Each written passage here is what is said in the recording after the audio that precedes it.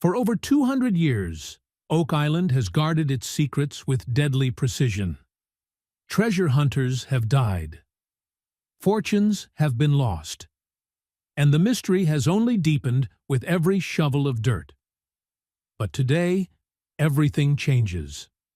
Emma Culligan, lead archaeologist on the Oak Island team, has just confirmed an artifact discovery that connects directly to a treasure worth an estimated $180 million. This isn't speculation. This isn't folklore passed down through generations. This is hard evidence, a physical link to one of history's greatest unsolved mysteries. The artifact was found in a location that shouldn't exist, according to every geological survey done on the island. It bears markings that match historical records thought to be legend. And the metallurgy? It dates to a period that rewrites everything we thought we knew about who came to Oak Island, when they came, and what they buried there. The Lagina brothers stood speechless when they saw the lab results.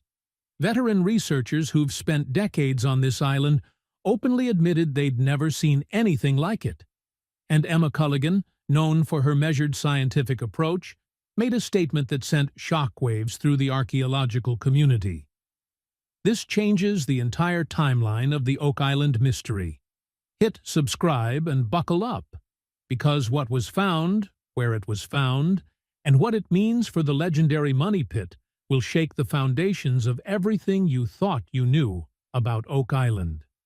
The background: Oak Island, a small, unassuming piece of land off the coast of Nova Scotia. To most people passing by, it looks like nothing special, just another tree-covered island among hundreds dotting the Atlantic coastline. But Oak Island is anything but ordinary.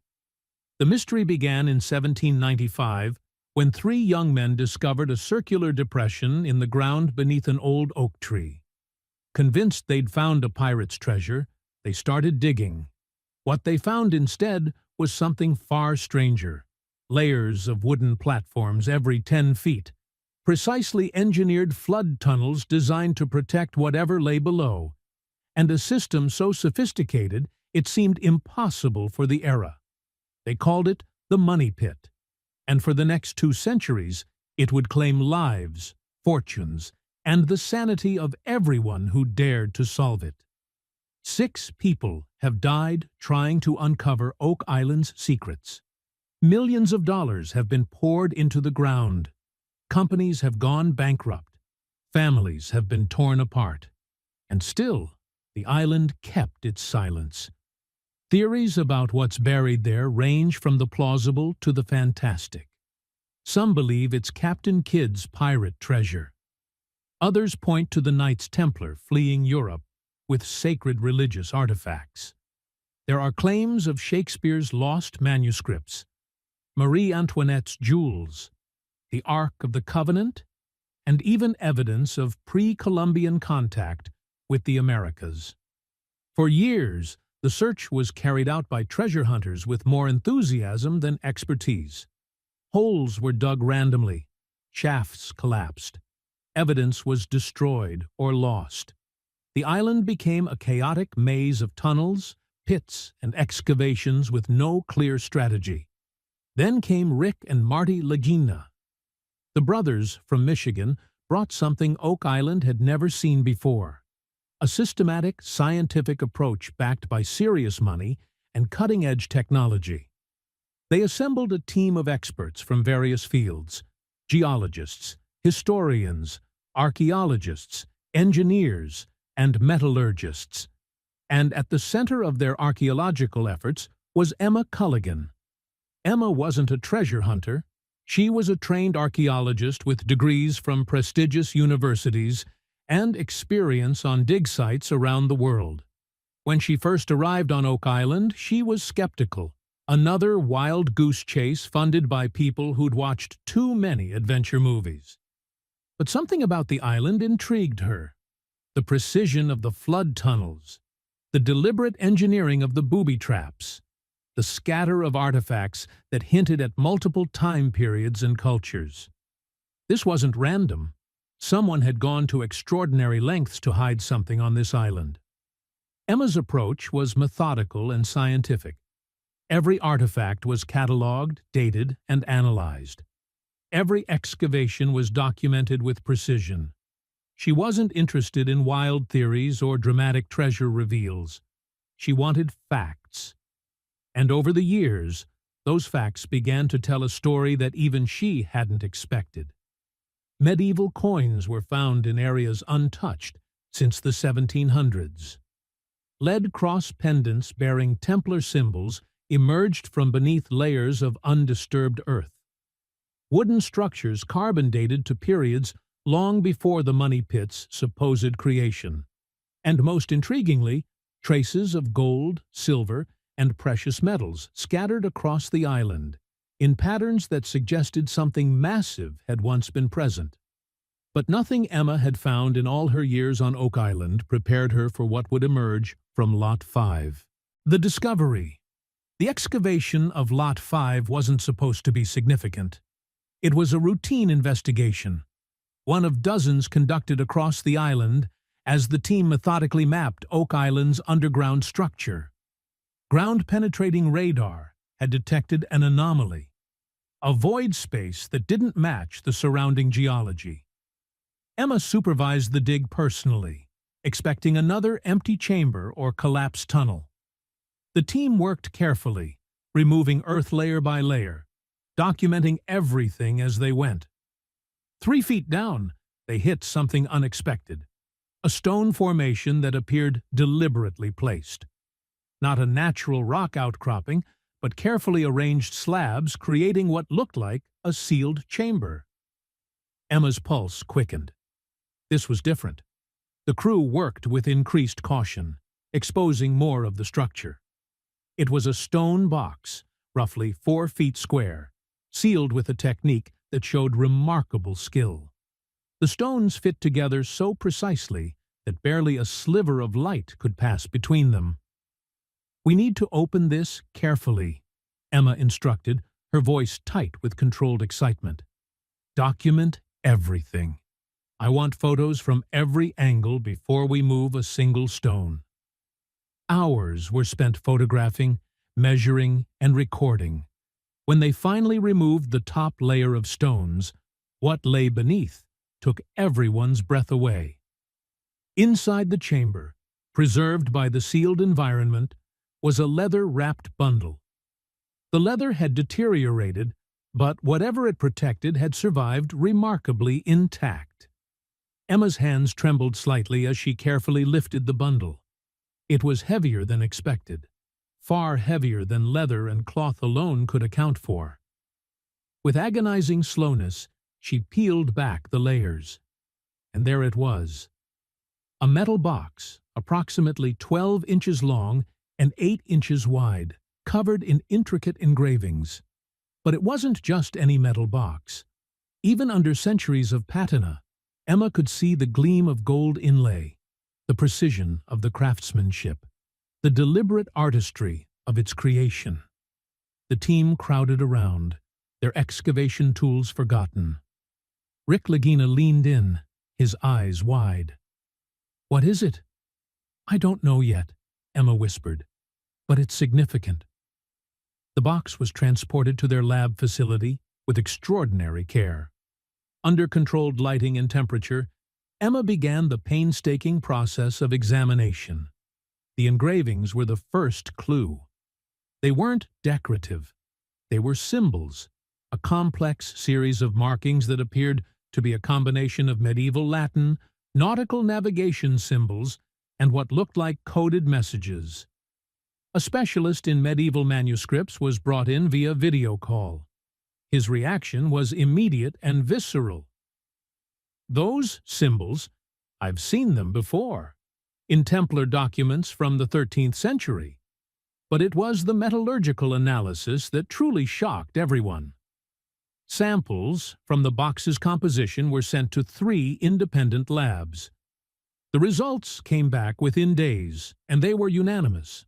The metal was an alloy of gold, silver, and copper in proportions that matched documented Templar metalworking techniques from the 1300s. The radiocarbon dating of organic material found within the box's seal confirmed it. This artifact was over 700 years old. Emma stared at the lab results, her scientific mind racing. If this was authentic, and every test suggested it was, then it meant the Knights Templar had indeed reached Oak Island. Not in the 1700s, but centuries earlier. And if they had brought this box, what else had they brought?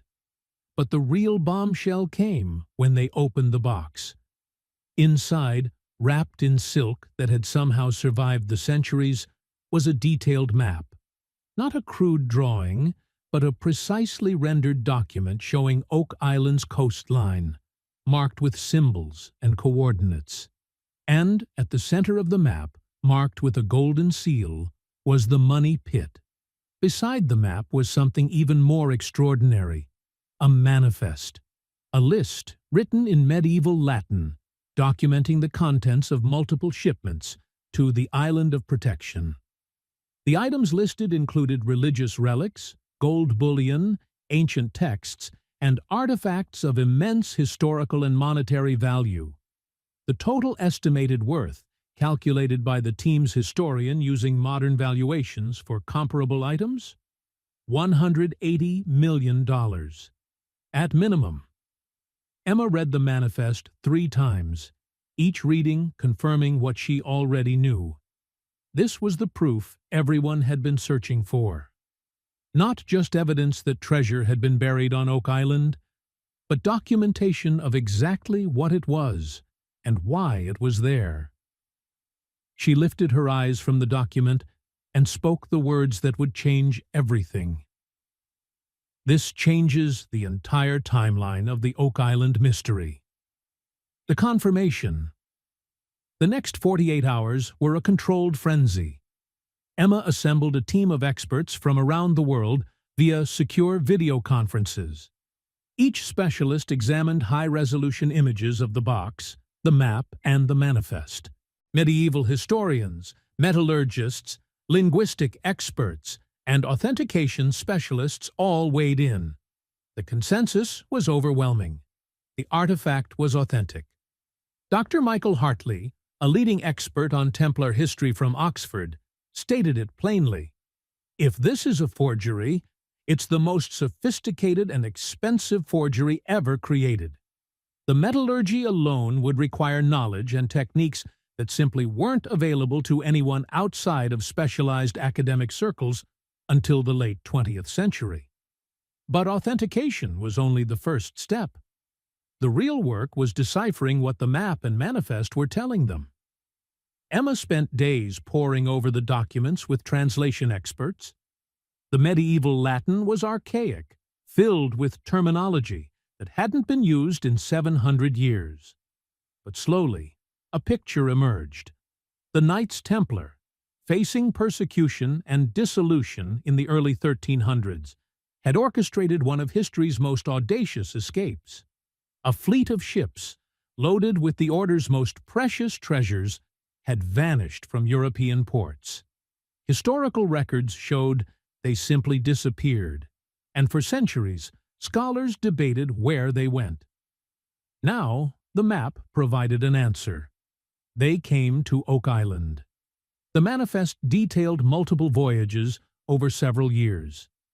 Each shipment was carefully catalogued, suggesting a long-term plan rather than a desperate, last-minute escape. They weren't just hiding treasure, they were establishing a repository, a vault designed to preserve their most important possessions until a time when the Order could reclaim them. But that time never came. The Templars were hunted to extinction. Their secrets died with them, and Oak Island remained sealed, its treasures waiting through the centuries. The map showed more than just the money pit. It indicated multiple burial sites across the island, each marked with symbols that corresponded to different types of treasure. Religious artifacts in one location, gold and silver bullion in another, documents and texts in a third. Most significantly, it showed the engineering of the flood tunnels, the exact mechanism that had defeated treasure hunters for 200 years. The Templars had designed the system to flood any unauthorized excavation, protecting their treasures with a fail-safe that still functioned 7 centuries later. Emma traced the lines on the map with her finger, her mind calculating the implications. If this map is accurate, we've barely scratched the surface. The money pit was just one piece of a much larger complex. Rick Lagina stood beside her, his voice barely above a whisper. So, what do we do now? Emma looked up, her expression a mix of excitement and caution. We verify. We choose one location from this map, somewhere we haven't excavated, and we dig. If we find what the map says should be there, then we know everything else on this document is real. The team selected a site marked on the map as containing artifacts of faith, presumably religious relics. Ground-penetrating radar was brought in to scan the area before any digging began. The radar results sent chills through everyone who saw them.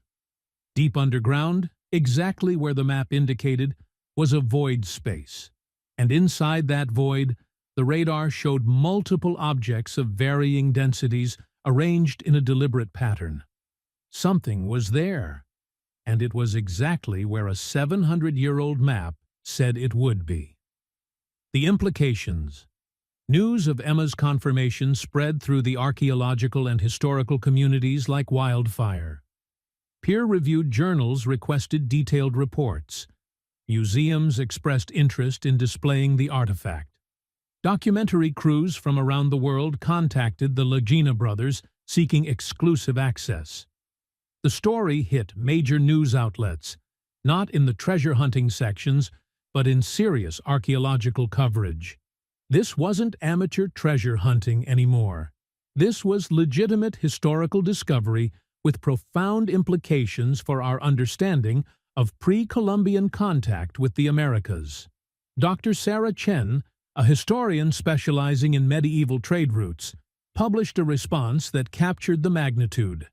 If confirmed through excavation, this finding rewrites significant portions of North American history. It provides physical evidence of transatlantic voyages centuries before Columbus, conducted by an organized group with the resources and motivation to establish permanent repositories in the New World. But with confirmation came complications.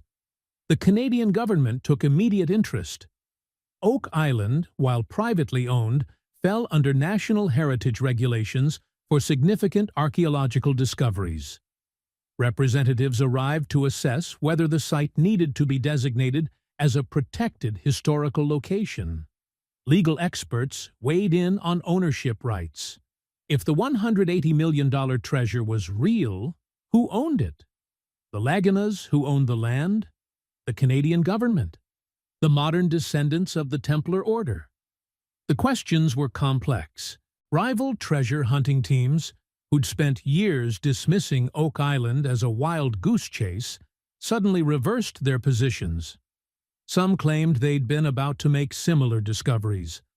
Others filed legal challenges, arguing for access to excavation rights on adjacent properties. Emma found herself at the center of a storm she'd never anticipated. Media requests flooded in. She declined most of them, preferring to let the science speak for itself. But she did agree to one formal statement, delivered via the History Channel's official Oak Island coverage. What we've confirmed is that the Oak Island mystery is not a mystery at all. It's history. Real people, with documented motivations and sophisticated engineering knowledge, created this site for a specific purpose. Our job now is to uncover that history responsibly, with respect for both the artifacts and the historical significance they represent. But even as Emma spoke those measured scientific words, she couldn't ignore the other implication of the discovery. If the manifest was accurate, $180 million in treasure was still buried somewhere on Oak Island, and the race to find it was about to intensify beyond anything the island had ever seen. The team implemented new security measures. 24-hour surveillance was established around key sites. Armed guards patrolled the island at night. Drone detection systems were installed to prevent aerial reconnaissance by rival teams. Rick Lagina, always the optimist, saw the discovery as validation of everything they'd worked toward. Marty Lagina, the pragmatist, recognized the danger. "We've just painted a target on this island," he said during a private team meeting. "Every treasure hunter, every fortune seeker, every desperate person looking for a payday is going to turn their attention here." Emma understood both perspectives. As a scientist, she was thrilled by the historical significance. As someone who'd spent years on Oak Island, she knew how obsession could twist even reasonable people into doing unreasonable things. The question now wasn't whether Oak Island held treasure. The artifact had confirmed that beyond doubt. The question was whether they could reach it before the renewed frenzy destroyed everything they'd worked to preserve. The path forward. The excavation of the site marked on the Templar map began at dawn on a crisp October morning. Every member of the team understood the weight of the moment. If they found what the map indicated, it would validate the entire document. If they found nothing, it would cast doubt on everything the artifact suggested. Emma supervised every inch of the dig. The soil was removed in careful layers, each one photographed and documented. Metal detectors swept every shovelful of earth. Nothing was left to chance. 6 feet down, they hit the first stone marker, a carved symbol that matched the map exactly. The team's energy shifted from cautious hope to barely contained excitement. They were on the right track. Another 3 feet down, they reached a sealed chamber similar to the one that had contained the metal box. The construction was identical, carefully placed stones creating a waterproof vault. Emma gave the order to open it.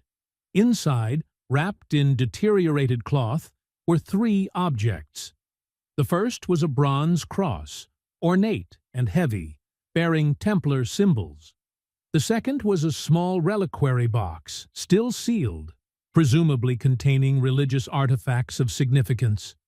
The third was a leather-bound book, its pages protected by the sealed environment, filled with handwritten text in medieval Latin. Emma lifted the cross with reverent care, her hands shaking. "It's real," she whispered. "Everything on that map is real." The chamber contained exactly what the manifest said it would, which meant everything else on that document. The gold, the artifacts, the $180 million in treasure, was equally real and equally findable. But as she held the ancient cross, Emma felt the weight of responsibility settling on her shoulders. This wasn't about money anymore. It was about history, about preserving irreplaceable artifacts, about understanding a chapter of human history that had been lost for 7 centuries. The discovery would take years to fully excavate. Decades, probably. Each site would need to be approached with archaeological precision. The artifacts would need to be preserved, studied, and eventually displayed where the world could learn from them. Emma looked at the team gathered around the open chamber, their faces reflecting the magnitude of what they'd accomplished. "This is just the beginning," she said. "We've confirmed the treasure exists. Now comes the hard part, bringing it to light, without destroying the history it represents." A new chapter, Emma Culligan's confirmation of the artifact, linked to Oak Island's $180 million treasure, marks a turning point in one of history's greatest mysteries. For 200 years, Oak Island was a legend, a story told around campfires, a mystery that seemed destined to remain unsolved. Skeptics dismissed it as fantasy. Believers clung to hope despite mounting evidence that the island might yield nothing but disappointment. But Emma's scientific confirmation changed everything. The artifact, the map, the manifest, they're not folklore. They're physical evidence of a historical event that reshaped our understanding of medieval history and pre-Columbian contact with the Americas. The $180 million treasure isn't just about monetary value. It represents religious artifacts, historical documents, and cultural treasures that offer insights into a secretive order that shaped the course of Western civilization. The Lagina brothers, vindicated after years of skepticism and setbacks, now face their greatest challenge: excavating the treasure responsibly while protecting it from those who see only dollar signs. And Emma Culligan, the archaeologist who approached Oak Island with scientific skepticism, has become the guardian of its most profound secrets. The money pit still holds its treasures. The flood tunnels still protect them. But for the first time in 200 years, we know exactly what we're looking for and where to find it. The mystery of Oak Island isn't over. It's just entering its most exciting chapter yet. If you want to follow every development in this incredible story, hit subscribe and stay tuned. Because what comes out of Oak Island next will change history books forever.